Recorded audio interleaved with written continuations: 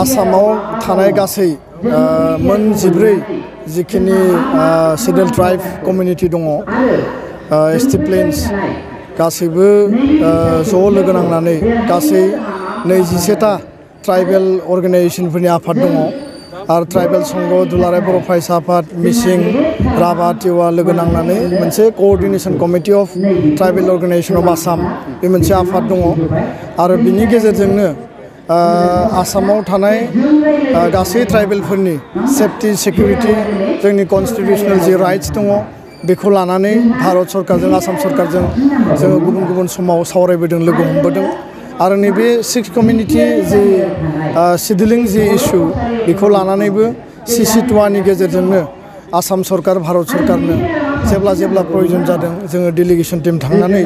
रायलायनाय जादों दा CC2नि गेजेरजों नैबे थांनाय सप्ता खनसेनि सिगां आसामाव ग्रुप अफ मिनिस्टार जि दाजानाय डक्टर हिमन्त बिश्व शर्माया बिनि चेयारमेन बाकी मेम्बार्सफोर दङ दा बे ग्रुप अफ मिनिस्टारा होम मिनिस्टार अमित शाहया डाइरेक्शन हरनाय बायदियै जे उइदिन 1 मान्थ सिडिउलिं इस्युखौ लानानै रिकमेन्डेशन होनो थाखाय खावलायदों आरो बिनि सायाव ट्राइबेल संघ आरो CC2आ जोङो गोथौयै सावरायदों आरो खोब इन डेप्थ जोङो बिनि प्र'स एन्ड कन्स गासैखौबो सावरायनायनि उनाव जोङो मोनसे डिसिसनाव फैदों जे उइदाउट एफेक्टिं प्रेजेन्ट माने सिडिउल ट्राइब प्लेन्स माने हायेनाव थानाय गासैबो ट्राइबेलफोरखौ कुनु कारनाव पलिटिकेलि सशियेलि इकनमिकेलि एजुकेशनेलि आरो गासैबो बिथिङाव कन्स्टिटिउशनेलि जोंखौ एफेक्ट खालायाबासिनो गोदानै मोनद' हारिखौ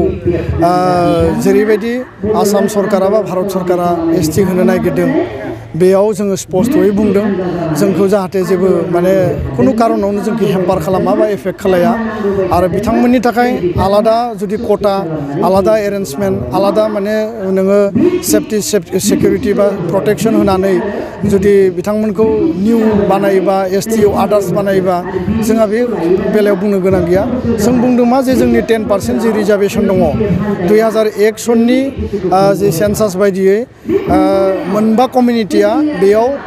माने ST हिसाबै इनक्लुड जादों जोंनिनो बिदा फंबाय माने ट्राइबेल कमिउनिटिनि दा बेखाय जोङो बुंदों जे 10%आ जोंनि थाखाय साफिसियेन्ट नङा वेरेस बेखौ माने 4% बारायनानै बा 5% बारायनानै 15% एक्जिस्टिं ट्राइबेलनि रिजार्भेशनखौ बारायनांगौ होननानै बुंदों आरो नैबे मोनद' हारिनि सिडिउलिं इस्युनि सायाव जों स्पष्ट बुंदों जे जायफोर जौगानाय हारि जायफोर लार्ज माने स्केलाव पपुलेशन थानाय कमिउनिटि आरो जायफोरनि केरेक्टार्सफ्रा माने registrar general of India reject खालामदों गैया किन्तु जोंनि बाथ्राया स्पष्ट आसामाव जेसेबां ट्राइबेल माने अर्गानाइजेशन दङ जोङो स्पष्ट मत होदों जे जोंनि कोटा रिजार्भेशन जोंनि राइट्स एन्ड प्रिभिलेजआव बा जोंनि पलिटिकेल राइट्सआव जेबो हेम्पार गैयाबासिनो माने बिथांमोनखौ बबे लामाजों मा डिसिसन होयो बे बिथांमोननि बाथ्रा बे बाथ्राखौ जों स्पष्ट बुंदों